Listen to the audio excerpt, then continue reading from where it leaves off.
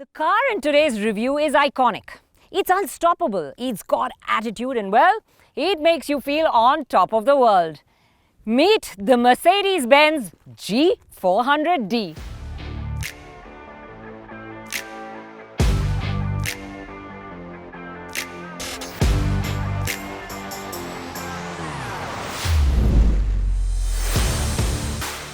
Now, the G made its debut in India in its manic AMG avatar. Despite its bumpy ride, crazy price tag and thirsty engine, it was sold out. That was the case with the next iteration as well, the G350d. And naysayers thought, why would anybody want a G with a more practical engine at a still ridiculously high price? But that was sold out too. Such is the appeal of this car. Today, we have the latest version that has been launched, and it's been launched in two trim lines, Adventure line and AMG line, both priced at 2.55 crore onwards. Now, despite all that, it's a car that's hard to recommend at its price point, and yet I would. Want to know why? Watch this video.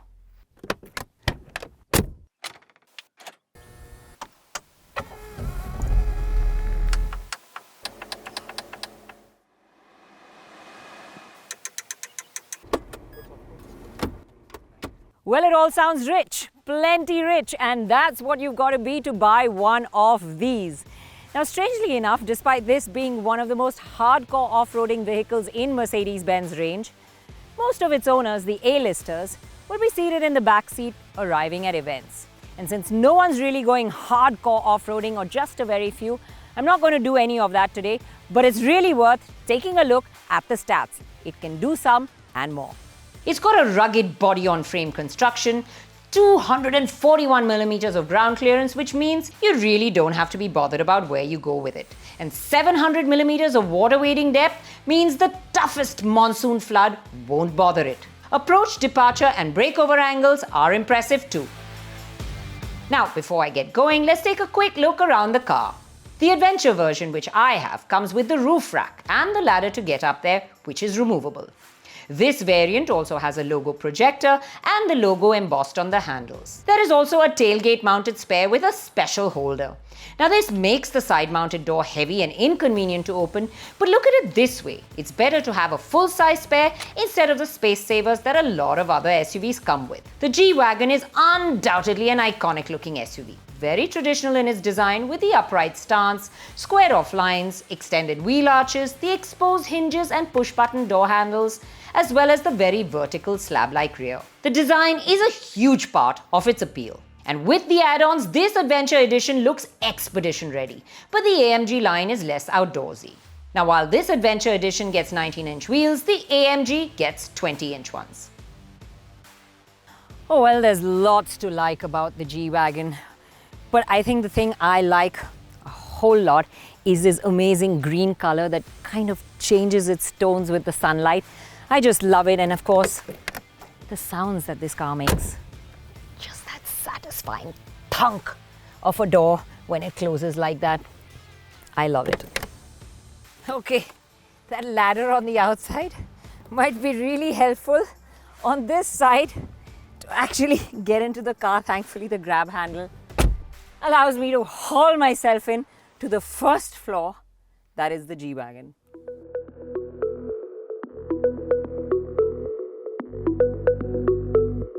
Well, on the inside as well, all the lines are pretty squared off. They're curved around the edges, but they're all square or rectangular, so that theme of the straight lines from the outside follows through to the inside. It's modern enough with this widescreen, but really it is the old MBUX and it's not even a touchscreen. I still love these turbine rotary vents. No matter how many times I see them, they still have that appeal. And of course, here's the master keys to your off-roading.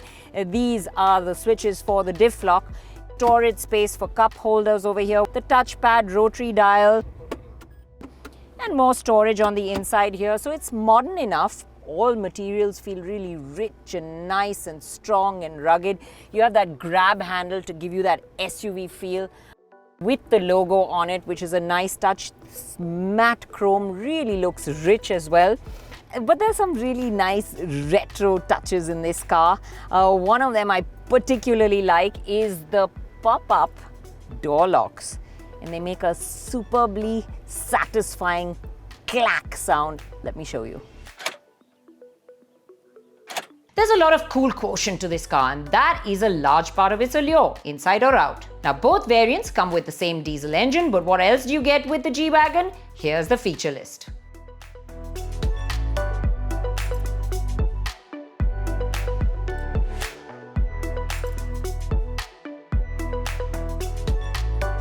And that's the feature list for you. Now, this does have the slider sunroof in front, but in this adventure edition, it's not really of much use because the roof rack actually covers almost half of it, so it's not much of a sunroof at all, but it's there. I think the one good thing about this is you won't get those kids sticking out of the sunroof. There's no space for them to do that. And it's time for me to get going, and while I do, quickly go and hit the subscribe button on the Autocar India channel, and do give this video a like.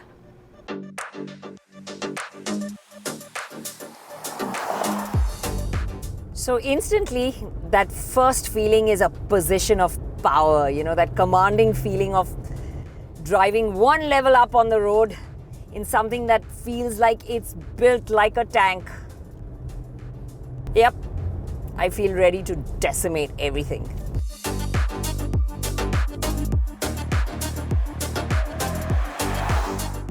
Now, I've started driving on a winding section of road, so I can tell you there is a fair bit of roll in this car, and it's going to be a handful around corners. Not really for very enthusiastic driving, though the steering does give you enough confidence. But what's really nice is the adaptive bolstering in the seats. Sides come in and hug you gently like a mother holding its baby, not allowing you to feel the roll of this car. So yeah, it just gives you that little extra confidence. While it may not be the best around corners, it definitely feels very sure-footed and secure when you're barreling down a highway. Now, the earlier G came with a 3-litre straight-six engine that had 286 HP and 600 Nm of torque. But now it gets the most powerful diesel in the history of Mercedes. This is a 3-litre with 2-stage turbo and a lot of high-tech from F1 that's filtered down into it. Power is now up to 330 HP and you get a whopping 700 Nm of torque. It's a heavy car, but it gets to the 100 in a rapid 6.4 seconds. This may not be the manic V8 with that good thwack of torque, but let me tell you, this feels good too. Every time you stomp your foot down, just serves you this nice linear wave of torque. Gets up to triple-digit speeds very, very rapidly. And honestly, you just can't feel like you're lugging this much weight along. Overtakes come easily and smoothly. The 9-speed gearbox shifts up and down very smoothly as well. And it's quick to drop 3 gears if you suddenly put your foot down once you're in a cruise and let you get a move on. And you know, if you want to have some fun, you can always play with the paddle shifts. There are 3 driving modes too, and shifting from comfort to sport does heighten the responses.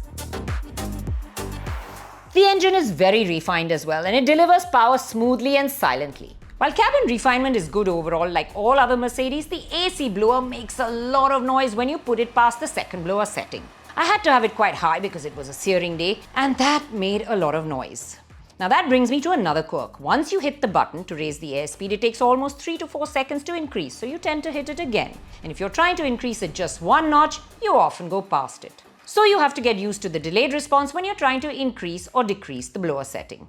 Coming back to refinement, because I had the Adventure Edition, which has the roof rack, it did whip up a fair bit of wind noise at higher speeds. So unless you're a hardcore off-roader, the AMG line would be the quieter choice. Now, talking about off-road, it's good to have one of these when the road is bad.